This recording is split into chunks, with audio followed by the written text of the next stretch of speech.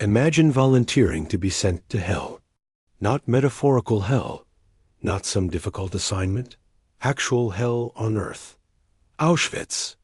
Now imagine doing it on purpose, walking through the gates willingly, getting tattooed with a number, watching thousands die around you, organizing a resistance network inside the most deadly place humanity has ever created, and then escaping, breaking out after nearly 3 years, swimming across rivers, dodging patrols, making it to freedom with intelligence that could change the course of the war.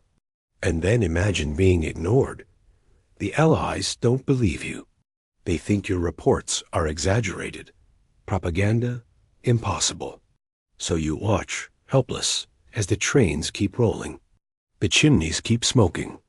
The bodies keep piling up. And years later, years after the war ends, after the camps are liberated, after the world finally sees the truth, your own government arrests you, tortures you, puts you on trial, executes you as a traitor.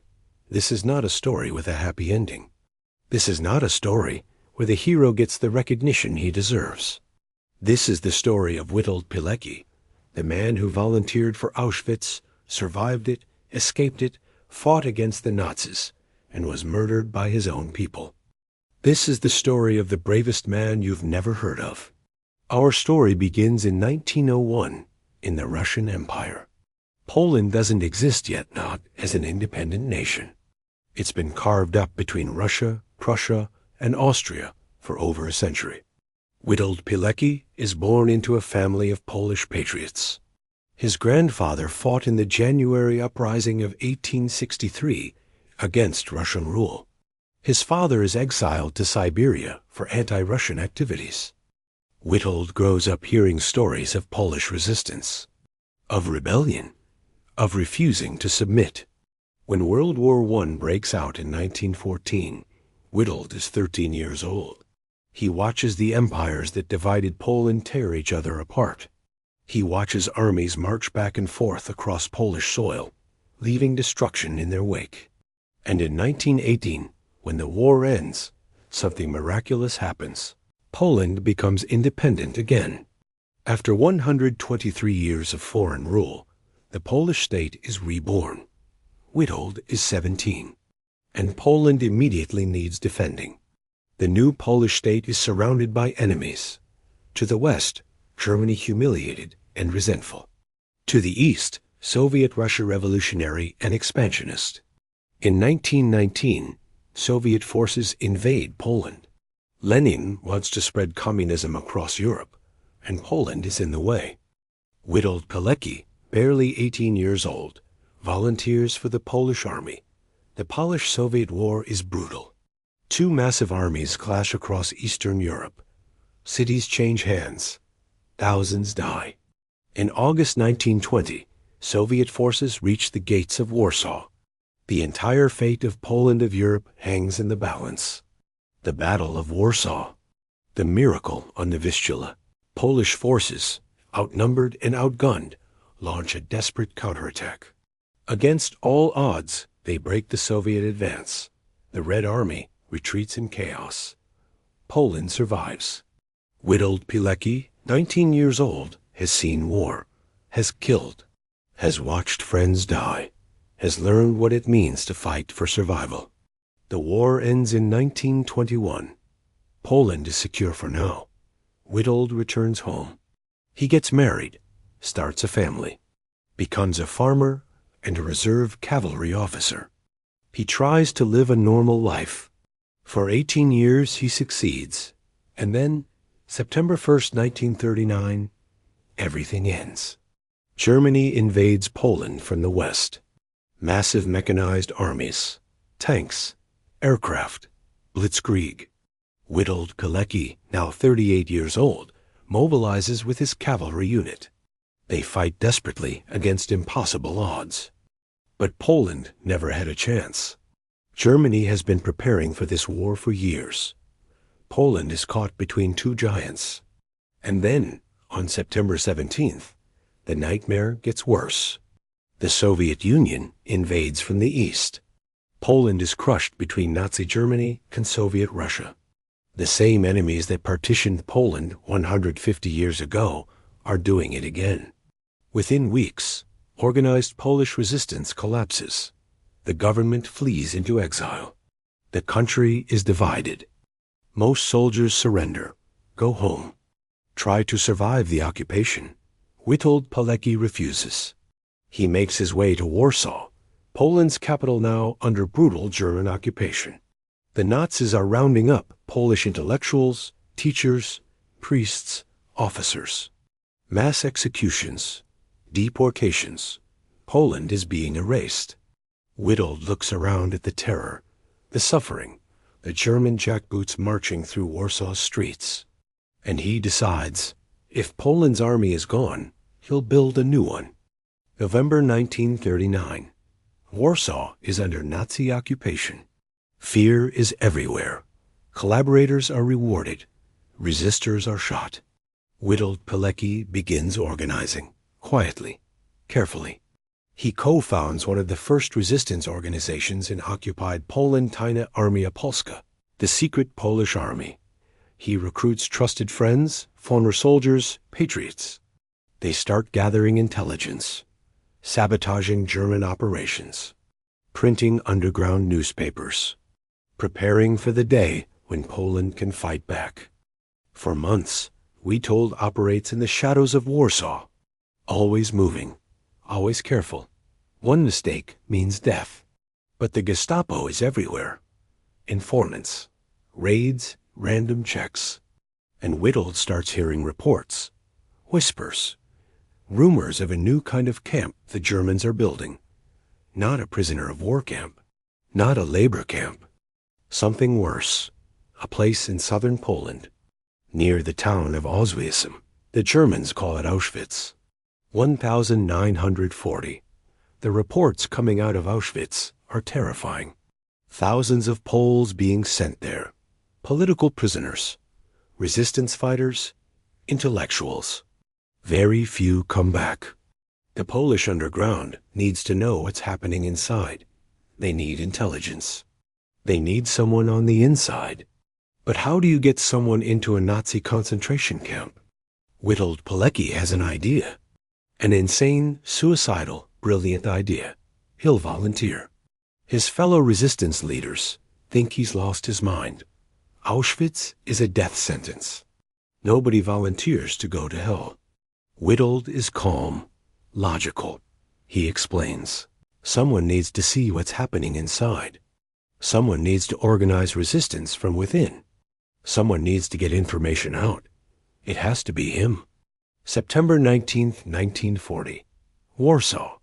The Germans are conducting a Łapanka roundup. They cordon off streets, grab random civilians, check papers. Witold Pilecki walks deliberately into the trap. He's carrying false papers under the name Tomasz Serafivski. He's dressed like a civilian. He looks nervous like everyone else being rounded up. The Germans grab him, shove him onto a truck with hundreds of other terrified Poles. Nobody knows that this man just volunteered for Auschwitz. September 21st, 1940. The trucks arrive at Auschwitz. It's still early in the camp's existence. Not yet the industrial death factory it will become. But already it's hell. The prisoners are unloaded, screened at, beaten, dogs snarling, guards with clubs, welcome processing. They're forced to strip naked. Their heads are shaved. They're tattooed with numbers. Witold Pilecki becomes prisoner number 4,859. He's issued a striped uniform, wooden shoes that don't fit, given minutes to memorize the camp rules, all in German. Break a rule? Beaten. Don't understand German? Beaten. Look at a guard wrong? Beaten. This is designed to break men, to strip away humanity, to reduce human beings to animals fighting for survival. Most prisoners last weeks, maybe months. Witold Pilecki will be here for 947 days. The first days are the worst. New prisoners are given the hardest labor, carrying rocks, building roads, digging ditches. In the bitter Polish cold, with inadequate clothing, on starvation rations, men drop dead from exhaustion, from beatings, from disease. The guards encourage it. They want the weak to die quickly. Witold watches men give up, watched their eyes go hollow, watches them walk into the electrified fence, going to the wire, they call it, suicide. Every morning, roll call, standing for hours in the cold. If one prisoner is missing, everyone stands until he's found dead or alive. If you fall during roll call, you're beaten. If you're sick, you're beaten. If you're too sick to work, you're sent to the hospital where prisoners go to die. But Witold doesn't break. He's here for a reason. He has a mission. He starts looking for men he can trust. Former soldiers, resistance fighters, men with something left inside them. And slowly, carefully, he begins building a network. This is where Witold Pilecki's brilliance shows. He's not just surviving. He's organizing. He identifies prisoners who can be trusted. He recruits them carefully. He creates small groups that know only each other, so if one group is exposed, the others survive. Within months, he's built an underground resistance organization inside Auschwitz. They call it Związek Organizacji Wojskowych, the Union of Military Organization. What does the OU do? They steal food and medicine and redistribute it to the weakest prisoners, keeping men alive who would otherwise die. They gather intelligence, names of guards, details of camp operations, evidence of atrocities. They sabotage, small acts of resistance, slowing down work, damaging equipment, making the camp less efficient. They provide hope, reminding prisoners that Poland still exists, that the war is still being fought, that they are not forgotten. And most importantly, they prepare for the day when the Polish underground might launch a rescue operation to free the prisoners. Witold believes help is coming. He believes the Allies will act once they know what's happening at Auschwitz. He has no idea how wrong he is. Meanwhile, the camp is changing, growing. When Witold arrived in 1940, Auschwitz held mostly Polish political prisoners. By 1941, it's expanding. New sections, new barracks, new prisoners. Soviet Poles arrive. Thousands of them. Most die within weeks, and then the Jews start arriving. At first, it's small numbers, but the pattern is clear. They're being treated differently, worse. Witold watches, documents, reports. By 1942, everything changes. The Nazis implement the final solution. Auschwitz becomes the center of industrial genocide. Trains arrive daily. Cattle cars packed with families. Old people, children, thousands at a time. They're marched off the trains. Selections happen immediately. Guards point left or right. Left, you're strong enough to work. You might live a few more months. Right, you go to the showers that aren't showers. Witold Pilecki watches the chimneys start smoking. Day and night, the smell. The camp expands. Auschwitz-Birkenau, purpose-built for mass murder. Gas chambers disguised as shower rooms. Crematoria running 24 hours a day. Thousands murdered every single day. Witold is documenting everything, writing reports, smuggling them out through the resistance network. He's sending detailed accounts of the mass murder to the Polish underground in Warsaw. The numbers, the methods, the scale. He's screaming into the void. The world needs to know. The Polish underground forwards his reports to the Allies, to the British, to the Americans. And the response? Nothing. The Allies receive Witold's reports. They receive other reports, too, from Jewish resistance, from escapees, from multiple sources. And they don't believe it. It's too extreme, too horrifying. It must be exaggerated. Propaganda. the fog of war. Surely the Nazis couldn't be murdering people on an industrial scale. The British Foreign Office dismisses the reports as unreliable. American officials are skeptical. Even some Jewish organizations struggle to accept the reality. The trains keep rolling into Auschwitz. The chimneys keep smoking. And Witold Pilecki watches, helpless, as the genocide continues. By 1943, Witold has been in Auschwitz for over 2 years. His resistance network is still functioning, but it's fragile. Men are dying, being transferred, executed. And it's becoming clear, no rescue is coming. The Polish underground doesn't have the resources. The Allies aren't going to bomb the railways or the camp. Nobody is coming to save them. Witold makes a decision. If he wants to stop this, he has to get out. He has to escape and bring the evidence directly to the Allies. He has to make them believe. April 26, 1943. Witold Pilecki and 2 other prisoners, Jan Rezgij and Edward Szyzielski, have been planning this for months.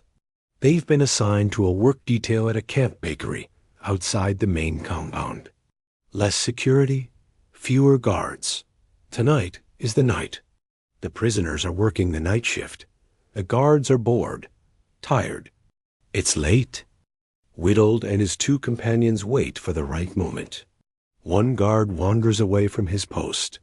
Another is distracted. Now, they overpower the guard on duty, cut the telephone lines, break the lock on the storage shed. They're out. They run, through the darkness, away from the lights of Auschwitz. Behind them, sirens start wailing, dogs barking, searchlights sweeping. The camp erupts. Thousands of prisoners are punished for the escape. Roll calls, beatings, executions. But Witold is gone. For 3 days, they move through occupied Poland, hiding during the day, traveling at night, avoiding German patrols. They swim across the Soa River, nearly freezing to death in the April water. They steal food from farms, sleep in forests. And finally, they make contact with the Polish resistance. Witold Pilecki has escaped from Auschwitz. After 947 days in hell, he's free. May 1943, Witold Pilecki reaches Warsaw. He's emaciated, sick, traumatized.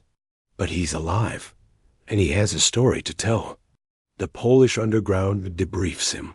For weeks, he gives detailed testimony about everything he witnessed at Auschwitz, the structure of the camp, the guard routines, the mass murder operations, the gas chambers, the crematoria, the numbers. He writes a comprehensive report, over 100 pages, meticulously detailed. Report Witolda, Witold's report. It's the most detailed eyewitness account of Auschwitz that exists at this point in the war. He describes the selection process, the medical experiments, the torture, the daily murders, the industrial-scale genocide. He provides numbers, thousands murdered every single day. He provides names, SS officers, camp commanders, capos. He provides maps, layouts of the camp, locations of the gas chambers. The report is smuggled to London, to the Polish government in exile, to British intelligence, to the Americans. Witold waits for the response. Surely now they'll believe. Surely now they'll act. Nothing happens. The Allies receive Witold's report. It sits in files, gets read by analysts, gets discussed in meetings, and ultimately gets dismissed. Too extreme, too detailed, must be exaggerated. Propaganda designed to force the Allies to divert resources. Some officials believe it, but they're overruled. The British argue, we can't bomb Auschwitz, it's too far. Too well defended, we'd lose too many bombers. The Americans argue, our priority is winning the war militarily. We liberate the camps by defeating Germany, not by bombing railways. The calculations are cold, strategic, logical, and utterly heartbreaking. Witold Pilecki has done the impossible. Volunteered for Auschwitz, survived nearly 3 years, built a resistance network, escaped, documented everything. And it doesn't matter. The trains keep rolling. The chimneys keep smoking. The genocide continues. What does a man do when he's done everything possible, and it's still not enough? Witold Pilecki goes back to fighting. August 1944. Warsaw. The Soviet Red Army is approaching from the east. Germany is losing the war slowly, but inevitably. The Polish Home Army, the main resistance organization, makes a decision. They'll rise up, liberate Warsaw before the Soviets arrive, show that Poland can free itself. The Warsaw Uprising begins on August 1st, 1944. Witold Pilecki fights. Of course he does. For 63 days, the Polish resistance battles German forces in the streets of Warsaw, building to building, floor to floor, room to room. It's brutal urban warfare. Civilians are caught in the crossfire. Food runs out. Ammunition runs out. Medical supplies run out. The Poles beg for help. Allied airdrops, Soviet support. The Soviets wait across the river. They watch Warsaw burn. Stalin wants the Polish resistance destroyed. It'll make Poland easier to control after the war. The Allies make token supply drops. But it's not enough. By October, the uprising collapses. 200,000 civilians dead. Warsaw is destroyed deliberately, systematically razed by the Germans. Witold Pilecki survives. Again. He evacuates with the remaining resistance fighters. The war grinds on. May 1945. Germany surrenders. World War II in Europe is over. The Allied armies liberate the concentration camps. Journalists film the horrors. The world finally sees. The gas chambers, the crematoria, the mass graves, the walking skeletons. Everything Witold Pilecki reported in 1943 is confirmed. He was right about all of it. And by then, it's too late. 6 million Jews murdered. Millions of others. Roma, Poles, Soviet Pows, disabled people, political prisoners. The greatest crime in human history. And Witold Pilecki, the man who tried to warn the world, is not celebrated, is not honored. He's barely mentioned, because now there's a new problem. The Soviets. Poland is liberated by the Soviet Union, but it's not freedom, it's a new occupation. Stalin installs a communist puppet government. The NKVD Soviet secret police begins hunting down members of the Polish resistance. The same people who fought the Nazis are now branded as fascists and capitalist agents by the communists. Witold Pilecki sees what's happening. He's watched one totalitarian regime replaced by another. Many Polish resistance fighters flee to the West, go into exile. Witold makes a different choice. He stays. He wants to gather intelligence on the Soviet occupation, send reports to the Polish government in exile in London. He goes underground, again. For 2 years, Witold operates in secret, documenting Soviet atrocities. Political arrests, deportations to Siberia, the crushing of Polish independence. But the NKVD is everywhere. More thorough than the Gestapo, more paranoid, more brutal. In 1947, they catch him. May 1947. Witold Pilecki is arrested by the communist secret police. He's thrown into Machitał prison in Warsaw, the same prison the Gestapo used during the Nazi occupation. New regime, same methods. For months, he's tortured, beaten, sleep-deprived, interrogated for hours at a time. They want him to confess to being a Western spy, to denounce his fellow resistance fighters, to sign statements implicating others. This is the man who survived Auschwitz, who endured nearly 3 years in the worst place on earth. And now he's being tortured by his own countrymen. The communists put him on trial. It's a show trial. The verdict is predetermined. Witold Pilecki is charged with espionage, with working for foreign powers, with plotting against the Polish state. The evidence is fabricated. Confessions extracted under torture. Witnesses coerced. March 3, 1948. The trial concludes. Guilty. Sentence, death. May 25, 1948. Mokotów Prison, Warsaw.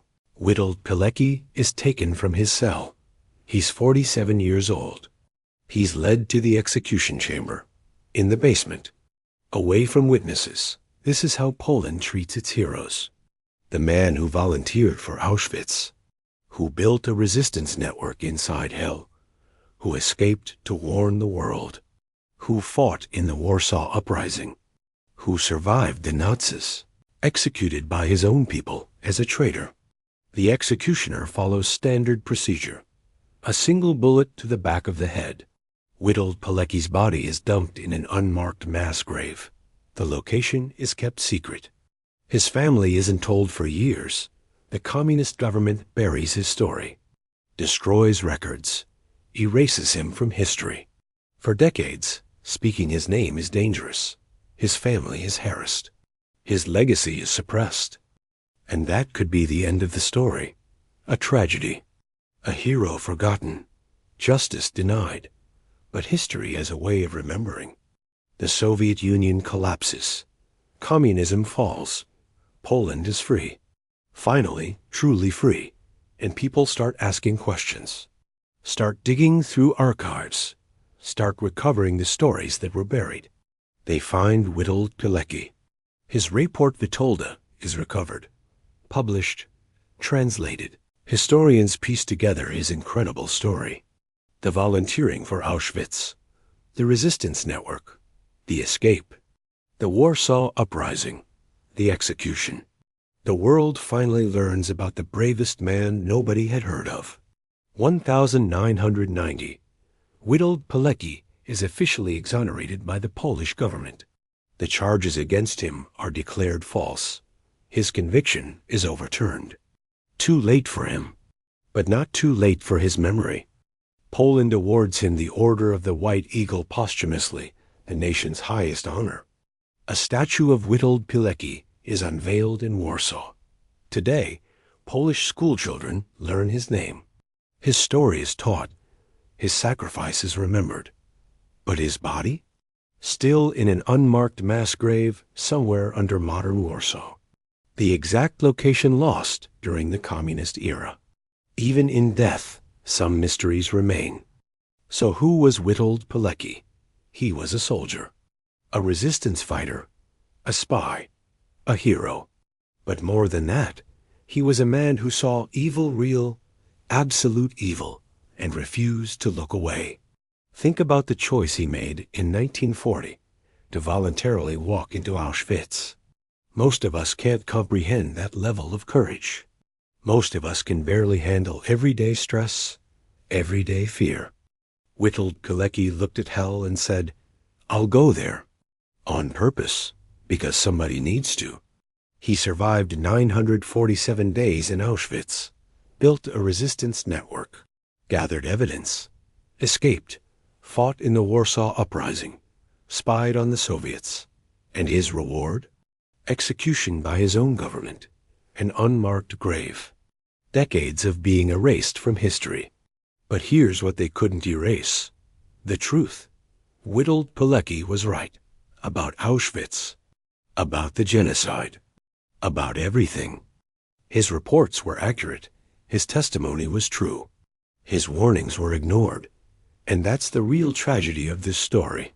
Not that one man suffered. One man died. But that the world had the information and did nothing. Today, when we say, never again, we're talking about the Holocaust. About preventing genocide.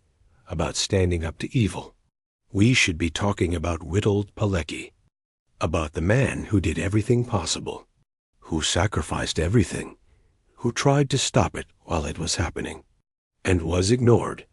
Witold Pilecki once wrote, before his execution, I tried to live my life in such a way that in my last hour I would be happy rather than fearful. I find happiness in knowing that the fight was worth it. The fight was worth it, Witold. Even though you lost, even though they killed you, even though they buried you and tried to erase your name, the fight was worth it. Because now we remember. This has been the story of Witold Pilecki, prisoner 4859, the volunteer, the man who walked into Auschwitz and came back to tell the tale, the bravest man you never heard of. Until now.